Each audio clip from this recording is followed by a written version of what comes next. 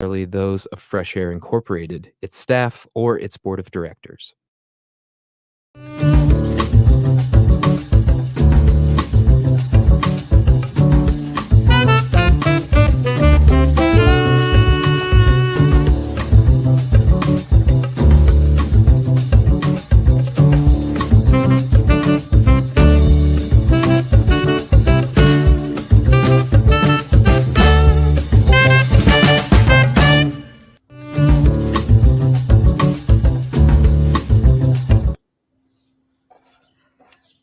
I'm Al McFarlane. Welcome to The Conversation with Al McFarlane. I'm glad to be here. I'm glad to have you along as well. You know, KFAI is such a jewel, such a precious and important asset for our community. We are so happy to be able to continue the conversation with Al McFarlane on KFAI. It's the best thing in the world to follow Amy Goodman. She does innovative, groundbreaking and important work every time she's on, and we're pleased to be adjacent to her. Well, what I want to do today is continue, and I want to begin by just reminding people that our friends over at the Minnesota Department of Health are hosting a COVID vaccine event at Amherst Wilder, which is at 451 Lexington Parkway North in St. Paul. That's going to be this Saturday, July 15th from 10 to 4 o'clock. It's a free event open to the public. And like us, the Department of Health encourages everyone to get vaccinated against COVID and make sure you're protected. And one of the ways you can do that is to show up for the vaccination clinic at Wilder. That's again this Saturday, July 15th from 10 to 4. Wilder is at 451 Lexington Parkway North in St. Paul. I also want to begin by inviting and reminding particularly our listeners here on KFAI to support this program by checking out the live stream as well as the radio show. We're streaming this program every day to YouTube at the Black Press USA platform, also to the YouTube Inside News platform. We also stream it to 3 Facebook pages, Al McFarlane, Black Press USA, and Inside News. We stream to LinkedIn and to Twitter as well. We're reaching you in as many ways as we can. Of course, a powerful method is reaching you here on the radio at KFAI. But what I want you to do, when you get a minute, go over to YouTube, Inside News MN, that's Insight's YouTube platform, and simply subscribe, like, and share. We want to get to 1,000 subscribers. Your subscribing is one of the ways that'll get us there. Do that when you get a minute. Let people know that you check us out. And if you're online anywhere, send a note. Let us know where you are. Shout out your own name, and we'll try to share people information about you as well. So listen, today's program, an important one, an exciting one. I'm pleased to have as a principal guest DaMaris Marjett Jones. She's Miss Black Minnesota Talented Teen 2023, and she's on a mission to compete in the national Miss Black USA Talented Teen pageant. Now she's here with her mom and dad. I'm so glad that they're here. And I asked them to come on because what they represent, what they do as parents, supporting their daughter, I think is significant, important, appropriate, and praiseworthy. So first of all, DaMaris, welcome. How are you? I'm doing amazing. How are you today? I'm doing really well. And hi, Angel Jones. Hi, DeMar Jones. Proud mom, proud dad. I wanted to start by just having the two of you talk about what this means to you. Then I'll ask DaMaris to talk about what she is passionate about in developing leadership and service skills. DaMaris, start with you, brother. Well, first of all, it's amazing. And it's pronounced DaMaris, by the way. Thank you. No problem. It's amazing to see what she's doing. Even for me, her father, it's inspiring to see how I see little kids come up to her and be so amazed to meet her. And when she talks about her platform and what she wants to do, and help be a voice for people, and not just be that voice, but let people know that they can talk to their friends and family members. And when you can't talk to an adult, that it's okay. Get to that person, find an outlet to find a positive way to do that. So I'm so impressed by what she does, and it makes me feel incredible as a father. And Mom, Angel, jump in here. What are your thoughts? What are your feelings? How proud are you? I am truly proud. I'm so overwhelmed with words right now. My daughter's absolutely beautiful. She loves to inspire and be through the creativity through makeup, and she does a wonderful job on it. And she can actually inspire other teens, to go ahead and be their self. So she has truly inspired us all, not only the teenagers, but us adults and parents as well. Well, I want this to be a family conversation. It's not a script here. I want to introduce, tell me if I'm saying it right, DaMaris. Yes, DaMaris. Correct. I'll introduce DaMaris. And DaMaris, have you talk about who you are and what your vision is and what's motivating you to be the human being you're shaping, you're developing into. If I ask you that difficult question, DaMaris, what's your answer? Who are you, DaMaris Jones? I am the first Miss Juneteenth of Minnesota. All right. And I am the current Miss Black Minnesota Talented Teen of this year. And basically what motivates me in all of this, when I first got word of wanting to become Miss Juneteenth, I was excited because I have always wanted to help people, and because I know that there are young girls, young boys who are struggling with like talking to people and trying to figure out what they want to do in life. And I was excited when I got word about becoming Miss Juneteenth because it meant that I finally get to have my voice be out there and get to actually help those young girls and boys, maybe with any stress that they're going through, or maybe if they just don't feel comfortable talking with someone, then they can they don't have to physically talk to me if they don't want to, but because I make like YouTube videos and stuff like that, maybe they could get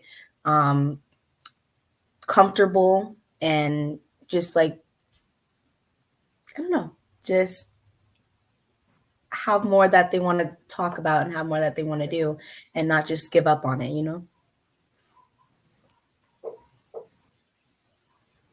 You're muted. Okay, great. Thank you. I was looking at one of your bios. It's so impressive. One of the things you say is that your vision includes inspiring other girls and teens and young adults like yourself to speak up and to let them know that their voices need to be heard when it comes to emotional issues like stress, depression, self-esteem. How do you gain that kind of empathy at a young age? How old are you, DaMaris? I'm 17, turning And 18 in 2 months. You're a junior, going to be a senior next year. Is that it? Yes, that is correct. Okay, awesome.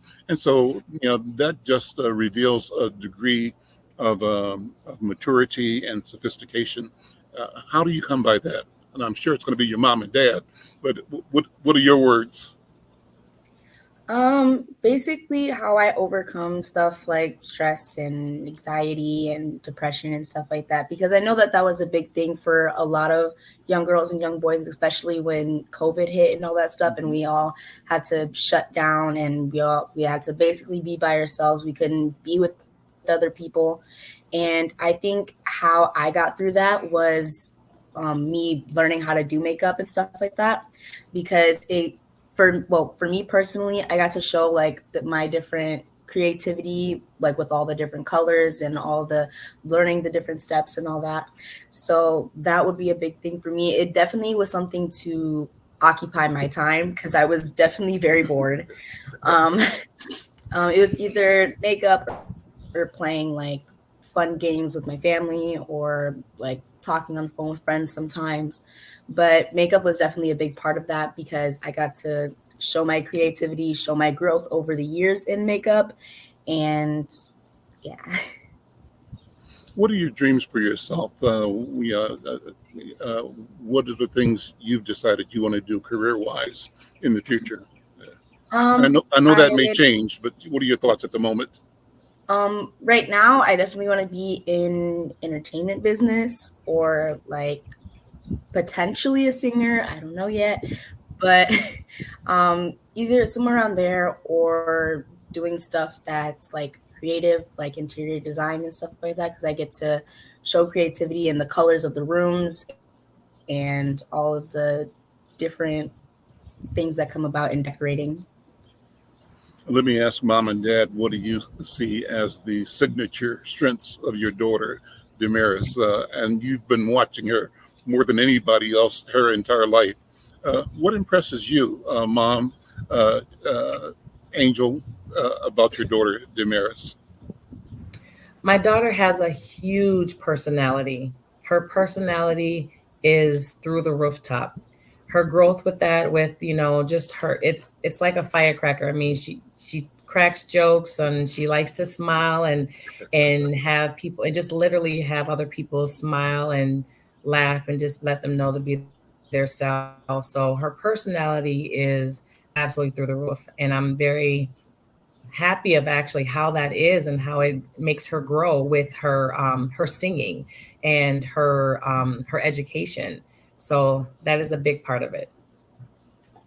DeMarc, your thoughts?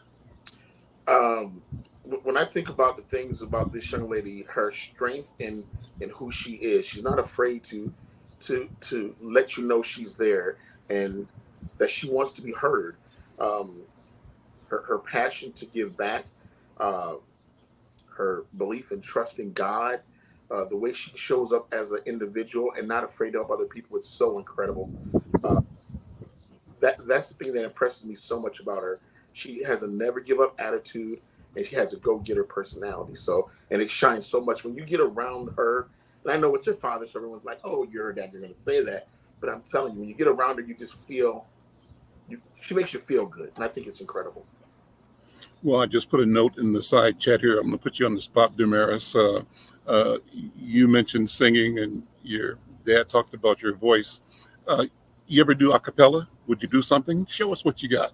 What if I? This is something that I do with my hip hop artists all the time. Give me some poems, or give me some lines, or some rhymes. You got anything?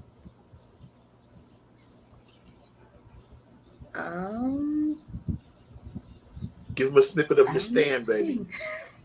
Give him a little snippet of your stand.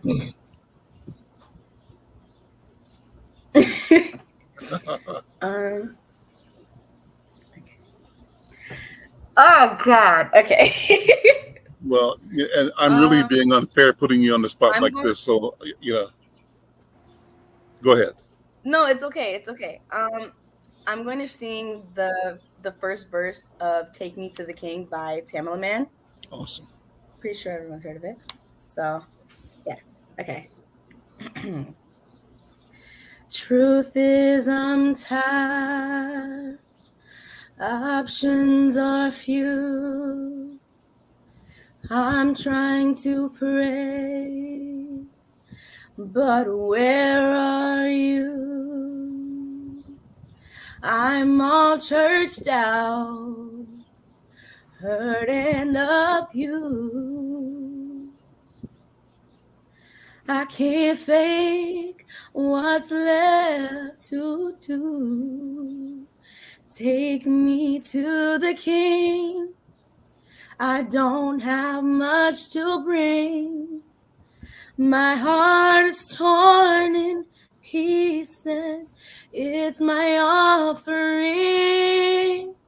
Lay me at the throne and leave me there alone to gaze upon your glory and sing to you this song. Please take me to the King. Amazing, wonderful, wonderful, wonderful. That's a lot of pressure. Listen, you handled it. And I'm sure you handle pressure like that all the time. And that's why you're going to win and continue to win. Thank you so very much. Well, one of the reasons I wanted you here was to have you invite our listeners, our viewers to support you. It costs a lot to mount the campaign that you're mounting and to move your team, getting you to be in competition. And I'd like for you to tell people maybe the email address or the Facebook, how they can connect with you to support you and support your bid for being the victor in the National Black Teen Contest. How can they reach you and support you? So all of my social media accounts, they're all Miss Black Minnesota Talented Teen 2023. And that's for Facebook and Instagram and YouTube. And then for my Cash App, it's DaMaris Jones 05 if you guys would like to donate to help me get to Washington, D.C. and to actually become Miss Black USA Talented Teen. And if I actually do win, I will be getting a 4-year full ride scholarship to any college that I want to go to. And I would just really love if everyone would help out and help me get there. And I'm trying to put Minnesota on the map. Okay, I'm trying to help it. Try to help us. And you've got a GoFundMe as well, correct? Yes. Okay, great. Well, people know how to connect with you. Listen, thank you so much. Good luck. Thank you, Angel Jones. Thank you, DeMarc Jones, and thank you especially DaMaris Jones. Good luck in your work and in your life, I think, and know that you will be effective and successful in achieving your goals. And as you said, putting Minnesota on the map. Thank you so much. Thank you. All right. Take care, guys. Yes, I'm Al McFarlane. This is The Conversation with Al McFarlane. Glad to continue the program today. And I want to bring in my colleague to talk about this interview we just did, but more as well. My colleague, Dr. Irma McLaurin, is joining me. Irma, good afternoon. How you doing? I'm doing great. Thank you. Good. So let's talk a second about this idea of the Miss Black Teen pageant and contest. How important is it that we find ways to celebrate ourselves, our idea of what beauty is, our idea of what service is, and how important it is to see mom and dad there with their daughter in this arena of support? What are your thoughts, your feelings from the interview we just did? Oh, I think it's fantastic to see this. It's fantastic to see parents celebrating their children, and it's wonderful to see such, as Lorraine Hansberry stated it, young, gifted, and Black talent that is being recognized not only locally but nationally, and a young woman who has as one of her goals to inspire other young people to be themselves, but also to showcase their talents. So I think it's remarkable. And this is at a moment when, there is kind of a sense in this country that Black parents don't care, that Black parents don't pay attention to their children.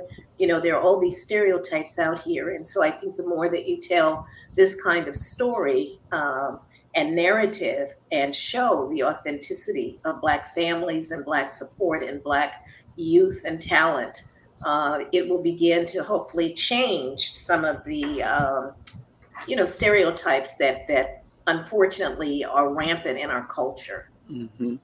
And it's necessary, I think, for us to be the steward of our identity, our culture, and for the future that we think we can create, even amid the negativity that surrounds us in the social order. That's the fight that goes on. How do we change it? Well, listen, you're going to be hosting for me tomorrow, I think, right? No, Thursday. What's going to be your show? What are you talking about on Thursday? Well, what I want to do is pay homage. I'm writing a piece that I'll be sending you shortly to James Haskins. James Haskins was my colleague at the University of Florida. He was one of 3 Black full professors at the time I was there in 1995 to 2004. And he was one of the co-founders of the Children's Literature Department. What most people don't know is that James Haskins wrote over 145 books about Black people, primarily. I think he did one on Shirley Temple. but most of his books were Black books. And the first one he published in the late 1960s was called Diary of a Harlem School Teacher. And what he did was to publish the diary that he had kept. It was one of those PS when they stopped giving schools names and named them public school, PS this and that. And he kept track of the kinds of comments that the teachers who were teaching these young Black kids were making about them. And in a sense was saying, you know, it's because they don't see these children as their own. They don't see these children as connected to their life and their culture, that they treat them in this inhumane way. And what he was basically documenting was something that most people don't know. Today, 84% of all public school and public charter school teachers are white. Over 50%, if not more, of all children in public schools and public charter schools are children of color. At the time that Jim was writing his book, the number was up in the 90s. And so what people don't understand was that when Brown versus Board of Education integrated students, it did not integrate Black teachers. In fact, it decimated the Black teacher cadre that we had. The governor of Kansas fired en masse all Black teachers who were working in public schools and across the country. So this dearth of Black teachers that we talk about now as a crisis was not accidental. It is the development of a construction in which it was deliberate to put Black kids, and remember, Black kids were bused to white schools. White kids were not bused to Black schools. But it also was to erase the Black leadership, and you know, that they would have been able to see, to have a teacher. And I'm one of those, you know, I am a segregation baby. I was born in 1952. So I grew up under segregated schools. And I had opportunities, particularly in middle school, when the regular public school was overcrowded, the middle school, they opened up an elementary school. And in that school, for the first time, there were only 2 white people in the entire school. That was Mr. Wojnicki, the science teacher, who actually used to come into the projects and help me with my science project. And the secretary for the principal, Mr. Spain, who was a Black man. You know, my homeroom teacher, Mrs. Gray, and they stand out in my memory because they told us that we were the best and the brightest. Mr. Merriweather, who was the music teacher, used to set my poems to music. We actually did a play called Spring Frolics, you know, in which we toured some of the other middle schools. But they gave us a sense of ourselves and told us that we could be anything we wanted to be. And that sense of support and that sense of people believing in your talent has really guided the rest of my life. I think without that experience, many of the things that I encountered by being the first, as this young woman may become, would have hurt me, would have broken me, would have at least deterred me. But the sense of self that they gave me, that I could be brilliant and talented and that I could do anything, even if I encountered barriers, has really stayed with me all of my life, I would say. It was a magical moment to be in this place. And my homeroom teacher was very interesting because phenotypically she looked white. You know, she could pass. And she made a point of telling us that she was a Black woman. And, you know, so we celebrated Blackness in that arena. And I think that's what we have to keep doing. We're now in a moment of erasure. I just saw about the reparations of the people in the Tulsa Holocaust trying to get reparations. I think the oldest living survivor is 109 years old, and a court just ruled against her suit. And not only did that, they ruled with prejudice, which meant that she can never, ever appeal. You know, so there is a deliberate attempt of what I call the reclamation of whiteness. White people want to regain that sort of sense of superiority, and they will use everything in their powers, legislation, laws, whatever it is, to sort of reinstate themselves as the center of this American universe, and if not the world. And that's really no different from what happened after Reconstruction. Absolutely. Kind of visiting the same process again, where those who feel like they were or at risk of being uh, dispossessed of their privilege, of their advantage. But what they feel was their entitlement by simply being born white. Mhm. Yes. And in addition to eliminating the possibility for this woman to file suit, they also have made it illegal in Kansas to teach, in Tulsa, Oklahoma, to teach about the Tulsa massacre. It was a Holocaust, Mhm. you know, and the only reason we know about it is that the Red Cross took photographs that are now in the Library of Congress showing the decimation. You know, there's another Holocaust or pogrom, as someone called it, that occurred in East St. Louis before Tulsa. You know, we have these moments in which every time there are indications or examples of Blacks rising and achieving in ways that no one thought possible, there is white supremacy in the form of people, laws, institutions that rise up to erase that as if it never happened.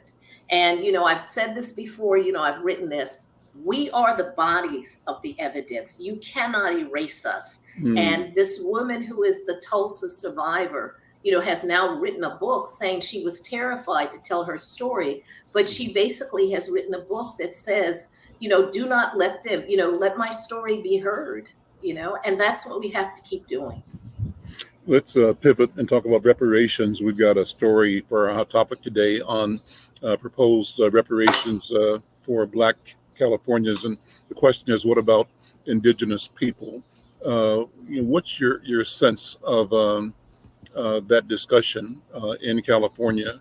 The article that we're showing here is one that is in the Los Angeles Times. It's a piece from today by Thomas Beeson, and this particular piece focuses on, you know, what about Indigenous people. Let me read a couple of paragraphs of it. It says, for Angela Mooney Darcy and other Indigenous Californians, a spirit of racial trauma hangs over some of the richest and most storied stretches of the Golden State.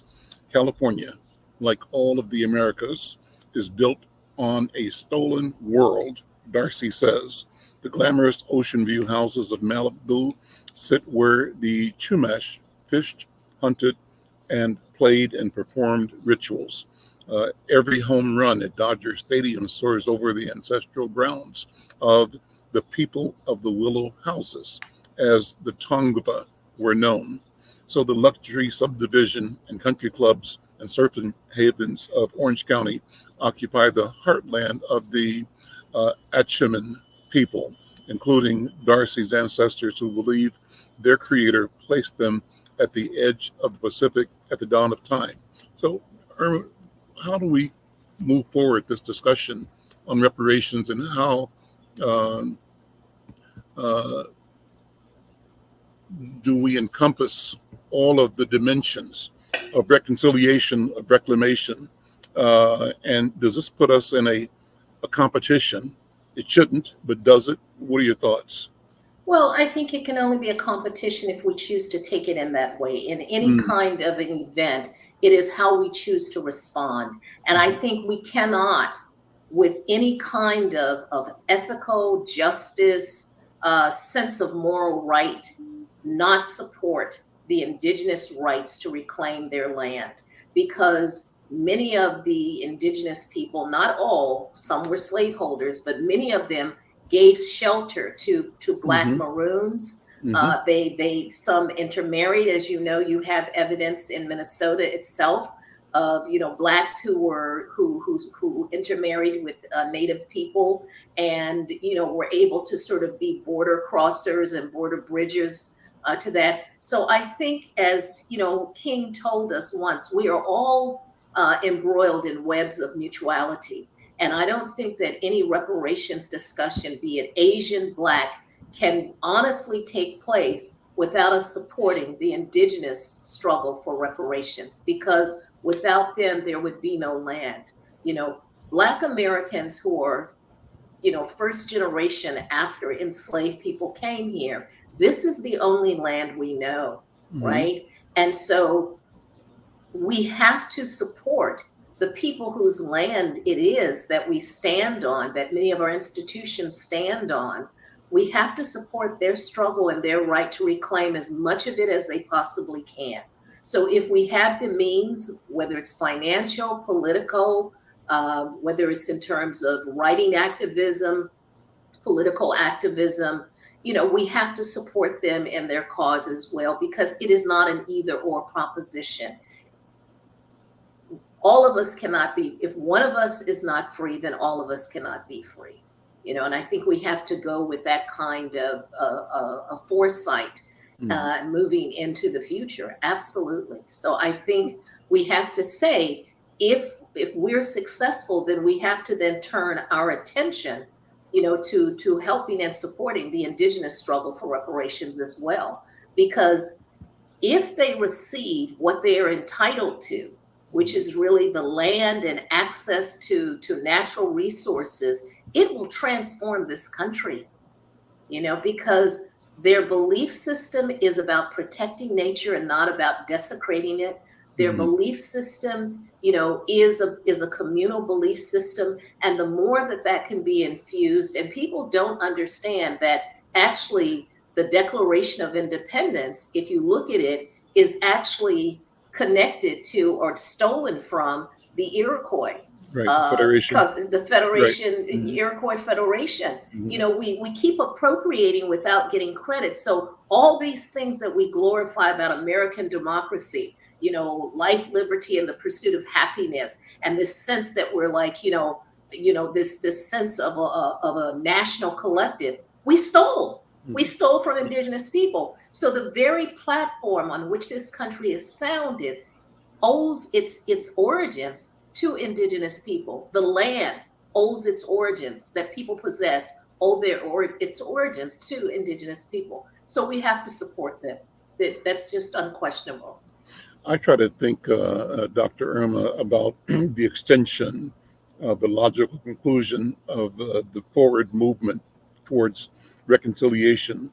And right now, we generally talk about reparations in the context of the United States, but the problem is the challenge or the problem that reparations addresses was not solely a United States problem. It's a problem that really reflected life in all of the Americas, just like what you said, the theft of indigenous land, skill, property, and life, the imposition of enslavement on Africans, and maybe indentured status on Europeans.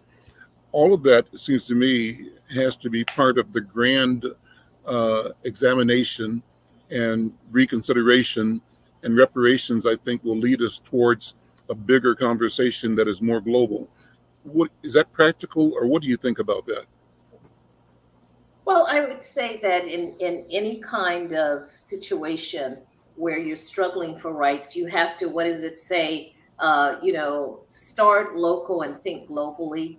Go local, so that Local, eventually, you start in your own backyard and you try and get that in shape. And then you expand out to see how you can help your neighbors. It is that sense. And I think this is something about human survival, is that we have been taught. I mean, I think about it, it's captured in the instructions that you're given when you're in an airline, when you're on an airplane. It says, if the oxygen fails, then put your mask on first, self-survival, and then help other people. So I think we're engaged in a struggle where if we can make any inroads in reparations, it lays the foundation for us then to help our neighbors, to help other communities, whether that community is national in this country, or whether it is actually global, in that sense. And, there are indigenous people all over the world. And we have to understand that as we look at China has indigenous people that it has been, also not so kind to. Other parts of Latin America, Guatemala, which is next to Belize, where I did my field work, is notorious for actually committing ethnocide to try and wipe out the indigenous population. So we have to understand that even as we focus on what is due us, that what we're even asking for is really predicated on the wealth and land and things that was stolen from indigenous people before we got here. They were the test subjects for how to subjugate us. And so we do owe them, in that sense, support and gratitude that whatever we're given back in terms of land was originally their land to begin with. You're going to be heading down to Brazil shortly. Yay! Talk about what's going to be going on there. We're going to be doing some broadcasting from there. That's one thing. Yes. Is Yes. that we'll have some live streams with you and our colleague Yogi Senna. But talk about what you're planning to do in Brazil. So I'm going to be accompanied as Mara Hudoni Davis, who you know is one of your columnists. People have seen her piece on capoeira in 7 languages now. And she is leading a team of a group of Black women on both a cultural and spiritual journey. As Mara herself, who's Afro-Palestinian, spent time in Brazil. She speaks Portuguese. She's been studying capoeira since she was a little girl. And so she wants us to sort of connect to what it is that Brazil represents. What most people don't know is that the largest population of African descended people outside of the continent of Africa was in Brazil. That is where the majority of people were enslaved. So it is a vast country with a vast population over at least 60 to 70% have some kind of African ancestry in them, undeniably. No matter what they look like, that's what the data says, is that, people don't understand. The United States is the only country in which, under colonialism, there was a white majority. Every place else where people were colonized, it was a majority of either enslaved and indigenous people, right? Or indigenous Africans, because people forget that in South Africa, indigenous people were actually enslaved in their own land, right? So we actually have more connection, as you know, from one of your guests that you've had, Elizabeth, that we have more in common actually with the coloreds of South Africa, who were descendants of enslaved people, than we do with the native-born sort of Black African stuff, So we have to really begin to parcel out the history and really analyze it instead of this global kind of euphoria that we have. We have to look at the fact that Africa is not a country; it is a continent. Right. It is comprised of many different cultures, peoples that inside them have their own internal strifes and conflicts and histories. And so we have to not start homogenizing Africa, as if it were one entity and that we expect all Africans, to be together or unified. That's just not, that's not what history tells us. And we have to respect differences, even if we don't like where they lead us. And I think where we're going at this point, there is an enterprise, a deliberate attempt to erase knowledge. And so Black newspapers, my archive, the Black Feminist Archive at the University of Massachusetts Amherst, the books that we write, like the books that Jim wrote, my own books, these things become critical because where are people, particularly our children, where will they get their knowledge if they're not going to be taught it in school? And this is what I think our white, whether they're allies or even not allies, don't understand is that Black people have never expected the majority to tell our story. And while we have Black Studies programs, I saw those programs begin to erode. I'm very proud to say that my alma mater, Grinnell College, which just gave me an honorary degree, has actually resurrected we had an Afro-American Studies concentration that was created by the students, not the faculty, but the students in the 1970s. And when I returned in 1991-92, it was eliminated, even though we wrote a proposal calling for it to continue to be supported. They've now reestablished a department, not a program, but a department of Black and Diaspora Studies and an endowed chair. And I'm happy to say that at my 50th reunion, my class made significant financial contributions to that endowed chair. as well as the library, making sure that they had diverse books. They say the librarian is beside herself. She has $50,000 to create, to begin to collect books around diversity and BIPOC cultural ideas and things. So, even at a moment where there is erasure, there are institutions and people and organizations that are committed to really practicing the fundamental democratic principles that this is a country for all of us, not just some of us. What about the recent Supreme Court decision regarding North Carolina and Harvard? How do you see that impacting what's going to happen for access to higher education for Black people in particular? Well, do you see that as part of the strategy of erasure? Oh, there's no question about it. I mean, Trump was very deliberate in who he put on the Supreme Court because their job was not to actually administer objective and impartial decisions, but in fact to carry forth his agenda. So he institutionalized his belief system by appointing them so he doesn't have to be here for things to happen. What are the impacts? First, I am waiting for my white feminist and white women colleagues and scholars and people who consider themselves to be woke, whatever that means, to come forth, because the greatest beneficiary, contrary to popular belief, of affirmative action was white women. Mm-hmm. And many of them are now in gatekeeping positions, and they serve as gatekeepers. So that's number one. I'm waiting for them to step up to the plate and to actually defend and come out and support the restoration of affirmative action. But people forget, Do you think they will? Is it going to happen? It reminds me, now you know who this is. I think either wasn't Maya Angelou, might have been Gwendolyn Brooks, or could have been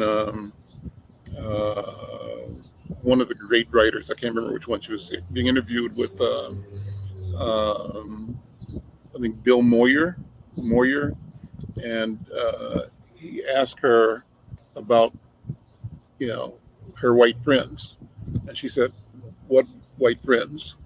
And her experience was that in her relationships, it wasn't a question of whether a person who was nominally her friend would betray her, whether a white person would betray her trust, but it's a question of when, under what circumstance. So that's the reason I asked the question. Even those who benefited from the pioneering work we did in challenging and changing and opening up the more humane access, will they betray us? And is it a question of whether they will, or a question of when they will? Well, I think similar to Black people not being homogeneous and all of one mindset, the same is true of white people.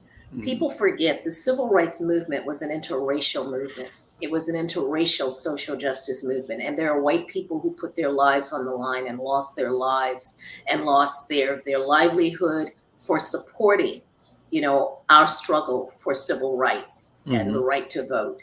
So there is evidence, proof, concrete, of people who have always, white people who have always aligned themselves with social justice. We see that if you go to South Africa and Cape Town, there is, in the Slavery Museum, they've made what was once the slave market into a museum to tell the story, of slavery. And one of the exhibits is an exhibit of a couple who were considered communists, but who gave their lives in support of the anti-apartheid struggle.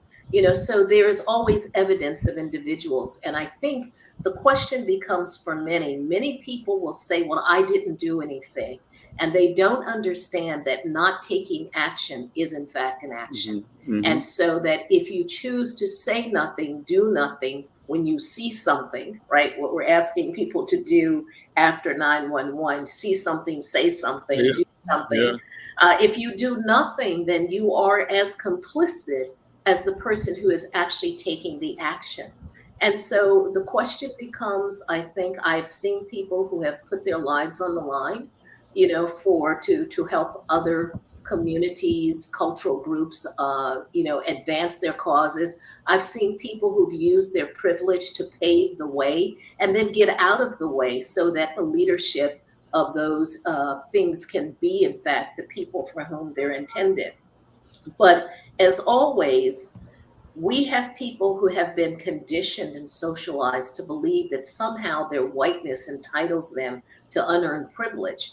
And people don't like to give up privilege. I mean, that was one of the things Darren Walker, who is the president of the Ford Foundation, wrote a piece about it. Well, 23 years before he published that piece, I also said the same thing in talks that I was giving across the state of Iowa, which is that it is only when white people are willing to give up some of their privilege, relinquish some of their power, that we can then talk about having justice for all. And so that is really the question. Are people ready to do that? And it doesn't seem that we're at that moment at this time. And will we ever be there? And the question from Frederick Douglass then becomes not a question of them giving up, but a question of the struggle. And the struggle has to be something that we have ownership, equity, provide direction for, and that our struggle for our own freedom is in fact a struggle for humanity's freedom. And so can we depend on them wanting to give up or being willing to give up, or is it a question of that being a consequence of the ongoing struggle or some iteration of it? Struggle might not be the right word, but it might very well be. I think the challenge to power and to the status quo, there will always be a few individuals who are willing to give up and to support, whether they're in the positions that enable them to make critical decisions remains to be seen. But I think that we will always find some good allies, and then we will also find those people who will do nothing or who want to wait until the train is moving before they jump on board. And if it's moving in the right direction, they're with us. Yeah. And I think the same thing for Black people. We are not a homogeneous, collective of people. We come from many different social stratas, education. We now have age differences. We have geographical differences. I'm living in Mobile, Alabama now, and the experiences and what people do and how they manage things in Mobile is very different from, North Carolina or Raleigh, which is the capital of the state. And so I think, and what I see in countries like Belize, which was at one point predominantly, a Black country, a lot of people have immigrated. I mean, we have to look at, let's say, the whole immigration question. People say, oh, that's too many people. But all of us came from somewhere else except the indigenous people. Right. So how are we now in a position to say, no, you can't come? Because the people who are putting those laws in place, had they not, their ancestors not been permitted to come, they wouldn't be here, right? They wouldn't be in the positions of privilege and power that they have. And it was because their ancestors were able to make that immigration journey. So one, it's complicated, okay? There is no one single answer. We are not, I don't engage in crystal ball looking. I think we can do the best we can to project and aspire, create aspirations for the future, but I don't know if we can predict the future. But I think that if there is not strong alliance, in many respects, I say that the struggle today is actually a white people's struggle. The question is, do they want their children to grow up racially stupid? I mean, that's really the question, because the world looks more like us than it does like them, okay? Increasingly, people of color are growing and dominating. And so do you want to keep your white children in a bubble where they don't have exposure, experience, knowledge of, differences and diversity? And then when they reach out into the world, their explanation is, well, I didn't know. Well, that's no longer a viable explanation for anyone at this moment in time. My guest yesterday talked about diversity as humanity's superpower. And I think that's a good way of framing that. You mentioned earlier, and I want you to go more into it, this note that throughout Central and South America, African or people of color were the majority, and that North America was unique in that whites were always the majority of the population versus the enslaved populations. Describe that some more, and what difference did it make? How did communities and cultures, societies evolve with the dynamic of numbers that you described? So most, in those societies where people of African descent were the primary labor, first it started with indigenous labor, and the diseases just decimated them. Many of these plantations were in very hot tropical countries, right? Where if you had water waves, you had mosquitoes. Well, we came with a genetic what do you call it? Immunization against malaria. We carry the sickle cell trait, some of us, right? And if that trait is homogeneous, you get sickle cell, and usually those people died out. And if it was heterozygous, meaning that you had one of each, right, then you could survive and you were resistant to malaria. Well, in these countries, when the colonizers went, they found it to be inhospitable, right? Because of the climate, the heat, the humidity. So many didn't stay there for long periods of time. And the few that did began to intermarry. Cuba is a good example. They began to marry, with either indigenous or Black women. And so you now get this mulatto or mestizo population. Belize is a good example. While it was considered a British colony, only 8% of Belize's population is white. 8%. Okay, of this population is white. And most of those are German-speaking Mennonites, probably today a few more American expatriates, but it's a very small percent. So so when you talk about the culture there, you have multiple ethnic groups. You have Maya, which are not just homogeneous. You have Mopin Maya, you have Quechua Maya, you have Yucatero Maya. Okay, so when we say Maya, we talk about them as if they're all the one, and they're not. You then have Creole, who are people like us of African ancestry mixed with either West Indian, white, indigenous. You have the Garifuna or the Garifuna, and they are mixed with Amerindian, Indian, indigenous, and African. You have East Indian. You had, after slavery ended, they brought in laborers from East India, from India. And those people have been there since the 1800s, right? And they're very different from the more newer wave of East Indians who have come in. You also have people who are Lebanese, Syria-Lebanese descent. You have Chinese, and the Chinese who've been there since like the early 1900s are very different from the Chinese who've come in recently from Taiwan. So this kind of fusion of culture and stuff was always in an instant where you had a white minority, right? And because, say, Belize, as a good example, was not a plantation culture, it was timber extraction. So people would go in the woods, they were able to have machetes, they were able to have their own land and grow crops, and so we have to look at the fact that some of us have grown up our history is under different kinds of colonial structures. The United States is the only colonial power in which the majority of the population was white. That's number one. Number two, it is the only colonial power that engaged in the trafficking and human trafficking. The United States is the only country in which the selling of slaves became a commodity, where they would force women and men to breed as if they were cattle in order to reproduce more slaves. That didn't happen in other places.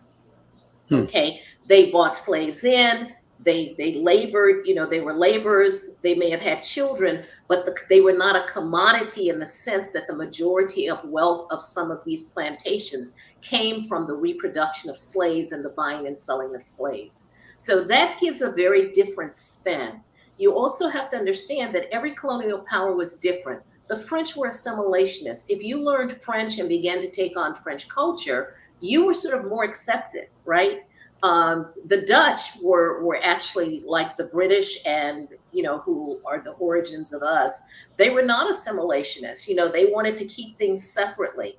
The Spanish created this notion of purity of blood because the Spaniards who were in Cuba, for example, they were starting to mix with the indigenous and the Black slaves. And the Catholic Church said, well, if you're going to be having children with these women, you have to marry them. So they create this notion of limpieza de raza, purity of blood, so that if you were a Spaniard and you had children, that child you could not marry the indigenous or Black woman if anyone in your family in Spain objected, they could be your fifth cousin 3 times removed. But if you had family who objected, you could not marry.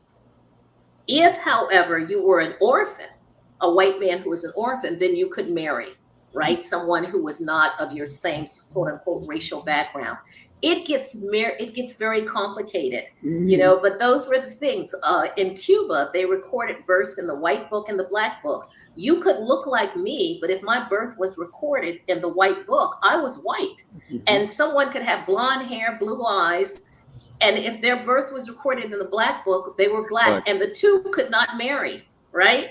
So it gets very, very complicated. And when the United States invaded Cuba, they didn't know what to do because we're so used to looking at phenotype and making assumptions. Cuba was like, and then they had Chinese Cubans too. So they were like very confused by what is going on.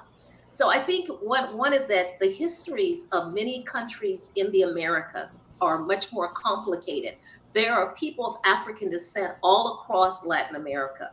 Even Argentina, which most people see as a white country, right, had African slaves. So somewhere in somebody's DNA, there is African ancestry. And I think that's what we have to begin to teach our children, that the history is not one, our history is not the center of the universe, and that we need to learn more about the different countries, cultures, the different struggles, because there have always been struggles against slavery and injustice. Irma, this is a wonderful conversation. Great, classic Dr. Irma form, full of information. Thank you. One last item that I want to just mention. There's a report, well, two. One, there's a report, I think in news today or yesterday that I read, that the Catholic Church is being taken to task for its maintaining and selling of slaves. And the article, I think today or yesterday, talked specifically about one of the universities in New York where, in order for it to continue, it had to sell human beings. Well, George Washington University, and one of my former students who is an alumni of Grinnell College is in a book because he works at GW and discovered that one of his ancestors was actually sold by them in order for that institution that he now works at to exist. So there are a number of universities. It started with Ruth Simmons and Brown. That's the story right there. Right, that are going around. They formed a kind of a coalition now of these institutions that sold slaves, and sort of what do we do now as reparations, right? And so that is going to be an ongoing conversation. But many institutions, particularly the private ones, that's how they manage to survive. The last piece, a note for about a minute here, is that the Minneapolis police chief is saying he didn't know anything about the history of Tyler Timberlake, who had been charged but acquitted of hitting and using a stun gun on an unarmed black man when he was an officer in a Virginia police department. And this incident happened just after George Floyd's murder here in Minneapolis in 2020. And so the question is there enough safeguard, enough oversight to ensure bad cops just don't circulate from department to department? What do you think? I think this is a crisis of leadership. When you are president, which I've been president of the university, whether you're an associate VP, I've been an associate VP at the University of Minnesota, if something happens, the buck stops with you. This is a failure of leadership where either people intentionally kept his from him, because we know that there is this kind of brotherhood under the blue, and it doesn't matter what your skin looks like once you put on that blue uniform. So it could very well be, but then that means that he has a leadership issue, because if people kept that information from him and it was intentional, then that says that who can he trust? And so it's a failure on him to see. He's got to dig deep and find out where it came, because somebody knew that. This is not information. It was in the news, right? Somebody knew it and they failed to let him know. So he's got a leadership crisis on his hands. Irma, thank you so much. We're out of time. And good show Thursday. Thank you for sitting in for me on Thursday. Absolutely. All right. Thank you. I'm Al McFarlane. This is The Conversation. My thanks to Dr. Irma McLaren. And make sure you check her out online on Thursday. She'll be hosting the program. In the meantime, thank you. We'll see you next time.